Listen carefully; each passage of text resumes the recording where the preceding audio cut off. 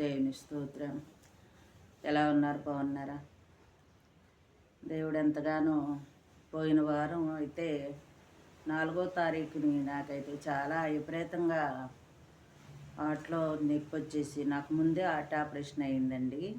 అయితే నాకు heart problem ఉన్నది. శనివారం నైటు 4వ తారీఖు ఆ రోజైతే చాలా విపరీతమైన గుండెలన్నీ బరువైపోయి ఇంకా అస్సలు కదలలేని పరిస్థితిలో 6:30 వరకు మా అబ్బాయి మా కోడలు మాట్లాడాక మళ్ళీ నాకు అది అయిపోయి కాసేపటికి ఇంకా నాకు ఏం మతిలేనట్టు అయిపోయింది. ఏంటి ఇలా ఉంటుందని వెళ్ళి తలుపులు వేసి పడుకుందామని మంచం మీద పడుకుంటే అసలు పడుకోనెత్తలేదు. ఎలా పడితే అలాగా అయిపోతుంది. ఇంకా బరువు అయిపోయింది అనమాట. ఇంకా గుండె అంత బరువు అయిపోయి లేవనెత్తలేదు. ఏం చేయాలి? మా ఇంట్లోనేమో సిగ్నల్ ఉండదు. ఫోన్ చేస్తున్నా మా పెద్దమ్మాయి, ఇక్కడ 2 కిలోమీటర్ల దూరంలో పెద్దమ్మాయి ఉంటుంది. అబ్బాయి వాళ్ళు హైదరాబాద్లో ఉంటారు. అయితే చిన్న పాప తాడేపల్లిగూడెం. నేను ఇంకా ఏం చేయాలో నువ్వు లేదు. ఇలా నేను అనుకున్నాను, ప్రభువా నీ చిత్తమైతే నేను చనిపోతే నీ రాజ్యాన్ని ఉంటాను, బ్రతుకుంటే నీ సన్నిధికి వస్తానయ్యా, నిన్ను స్తుతింతాను ప్రభువా, అంతకు మిక్కిలి నేను ఎన్నో కార్యాలు నువ్వు చేసిన దేవుడు ప్రభువా అని దేవుడిని ప్రార్థన చేసుకొని, నీ చిత్తం ప్రభు ఏదైనా నీ ఇష్టమే అనుకున్నాను. నేను అనుకున్నప్పుడు అలాగా కాసేపు గంట సేపటికి కొంచెం ఓ మాదిరిగా రేలేపించింది. కొంచెం తగ్గింది, ఓ మాదిరిగా ఉంది. అవును, మళ్ళీ మెల్లిగా లేచి వచ్చి బయటికి వెళ్తేనే కానీ ఫోన్ వెళ్దు. అప్పుడు మా అమ్మాయికి ఫోన్ చేశాను. మా అమ్మాయి వచ్చి కంగారు పడి పాపం హాస్పిటల్కి అవి తీసుకెళ్ళి టెస్టులన్నీ చేయించాక దేవుని చేసే కార్యాలు ఏంటంటే, నేను అనుకున్నాను హార్ట్ ఆపరేషన్ చేయించుకుని నేను 4 సంవత్సరాలు అవుతుంది. అయితే మళ్ళీ ఏదన్నా ప్రాబ్లం వచ్చిందేమో కాలం, అందుకని ఇలాగ వచ్చేస్తుంది అనుకున్నాను నేను. కానీ దేవుని కృపలు అన్ని టెస్టులు చేశారు, కానీ అందులో ఏమీ లేదు, అంతా బాగానే ఉందని వచ్చింది. కేవలం దేవుని కృప. అదే అనుకున్న, ప్రభా ఏదైనా నీ చిత్తమయ్యా అనుకున్నాను నేను. కానీ దేవుడు ఎంతగా నన్ను స్వస్థపరిచాడండి.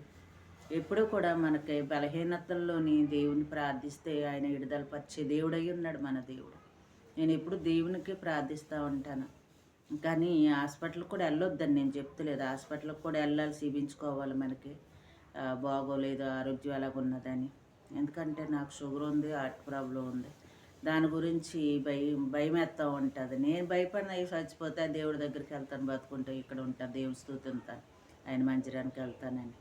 కానీ ఎంతగానో మా పెద్దమ్మాయి పాపం వచ్చి 4-5 రోజులు, వారం రోజులు తిరుగుతూనే ఉంది. నాకు నిన్నటిదాకా చాలా విపరీతంగా నా బాగాలేదు, నీరసంగా ఉంది. ఏంటో తగ్గింది, ఏమీ లేదన్నారు, కానీ నీరసాన్ని అన్నారు, బలం లేదని చెప్పి. కానీ నాకైతే చాలా పాపం పెద్ద పాప తిరుగుతూ ఉంది. మా అబ్బాయి కోడలు అక్కడ ఉండా కంగారు పడి పాపం పిల్లోడయ్యి డబ్బులు అయ్యి పంపి, ఇంకా చిన్నపిల్లాళ్ళ పాపం అల్లుడు వాళ్ళు వచ్చి అందరూ కూడా, మా మేనల్లుడు అని కూడా, మా తమ్ముడు వాళ్ళు ఫోన్ చేసి అందరూ చాలామంది కంగారు పడిపోయారు. ఎందుకంటే ఎలా ఉంటుందో ఏంటో అని చాలా కంగారు. కానీ దేవుడైతే ఎప్పుడు కూడా దేవుడు ఆయన ఎన్నింటుండి నన్ను లేవనెత్తుతూనే ఉన్నాడండి.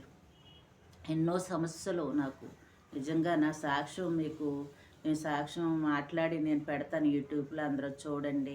ఎందుకంటే చాలా కుటుంబాలు కూడా అటువంటి సాక్ష్యాలు వింటే కూడా నేను అనుకుంటున్నాను, నా సాక్ష్యం నేను చాలా ఇబ్బందులు, శోధనలు, కష్టాలు, అందులోంచి దేవుడు నన్ను ఇలా నిలబెట్టాడు. కాబట్టి ఆయన నామానికి మహిమ కలిగేలాగా నేను సాక్ష్యం చెప్పాలనుకుంటున్నాను. నేను చెప్తాను, యూట్యూబ్లో పెడతాను. ఎందుకంటే వీరంతా కూడా ఎటువంటిదైనా కంగారు పడకండి, నా గురించి కూడా ప్రార్థన చేయండి. అంతా మనం ఇలా మాట్లాడుతున్నాం అంటే మీరందరూ కూడా నా సహోదరులు, నా బ్రదర్స్, సిస్టర్స్, తండ్రులు, పెద్ద వయసు తండ్రి సమానులు అందరూ కూడా నా గురించి కూడా ప్రార్థన చేయండి. మీ గురించి నేను ప్రార్థిస్తూ ఉన్నాను. దేవుడు మిమ్మల్ని దీవించును గాక. ఆమేన్.